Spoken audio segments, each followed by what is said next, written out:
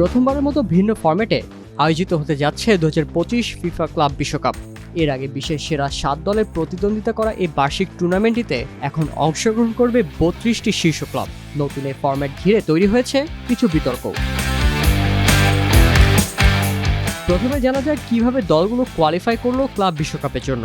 32টি দল অংশগ্রহণ করবে বিশ্বের 6টি আন্তর্জাতিক ফুটবল কনফেডারেশন থেকে, যেখানে সর্বোচ্চ 12টি ক্লাব অংশ নেবে ইউরোপ থেকে।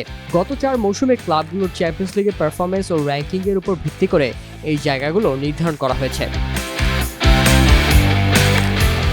এশিয়া, আফ্রিকা এবং উত্তর ও মধ্য আমেরিকার ফেডারেশন থেকে জায়গা হয়েছে 4টি করে ক্লাবের। দক্ষিণ আমেরিকা থেকে 6টি আর সবশেষ ওশেনিয়া থেকে কোয়ালিফাই করেছে 1টি ক্লাব।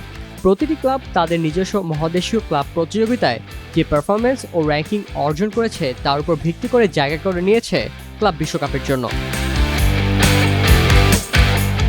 প্রতিযোগিতার একটি স্থান আয়োজক দেশের জন্য বরাদ্দ ছিল, আর সেই স্থানে জায়গা করে নিয়েছে 2024 MLS সাপোর্টার্স শিল্ড জয়ী লিওনেল মেসির ইন্টার মায়ামি। অর্থাৎ আগামী বছরে অনুষ্ঠিত হতে যাওয়া এই টুর্নামেন্টে দেখা যাবে বিশ্বকাপ জয়ী এই তারকাকে। 7 থেকে 32 দলে উন্নীত হওয়া এই টুর্নামেন্টে ফরম্যাটে এসেছে ভিন্নতা। আন্তর্জাতিক পুরুষ ও নারী বিশ্বকাপের মতোই চলবে ক্লাব বিশ্বকাপও, যেখানে এক গ্রুপে 4 দল করে মোট 8 গ্রুপে ভাগ করা হবে ক্লাবগুলোকে। রাউন্ড রবিন পদ্ধতিতে একবার করে একে অপরের মুখোমুখি হবে দলগুলো। এরপর প্রতিটি গ্রুপের শীর্ষ 2 দল যাবে নকআউট পর্বে।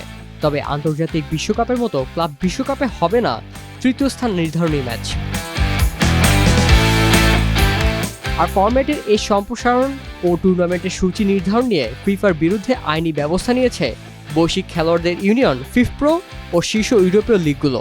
কারণ ক্লাব বিশ্বকাপের ফাইনাল আর 2025-26 মৌসুমে প্রথম লিগ ম্যাচের মধ্যে ফুটবলাররা বিশ্রাম পাবেন মাত্র 5 সপ্তাহ। তাদের দাবি, এই সম্প্রসারণের কারণে আরও বেশি ঠাসা সূচির মধ্যে দিয়ে যাবে ফুটবলাররা, যা খেলোয়াড়দের নিরাপত্তা ও সুস্থতার জন্য ঝুঁকিপূর্ণ। বিবিসিকে দেয়া এক সাক্ষাৎকারে ফিফার এক মুখপাত্র বলেন, ক্যালেন্ডার জটিলতার জন্য ফিফা ক্লাব বিশ্বকাপ দায়ী নয়। এটি একটি টুর্নামেন্ট যা প্রতি 4 বছরে একবার অনুষ্ঠিত হয়, আর প্রতি মৌসুমে কেবলমাত্র অল্প কিছু ম্যাচই ফিফা আয়োজন করে থাকে। নতুন সম্প্রসারিত এই ক্লাব বিশ্বকাপ আগামী বছরের 15 জুন থেকে 13 জুলাই পর্যন্ত যুক্তরাষ্ট্রে অনুষ্ঠিত হবে।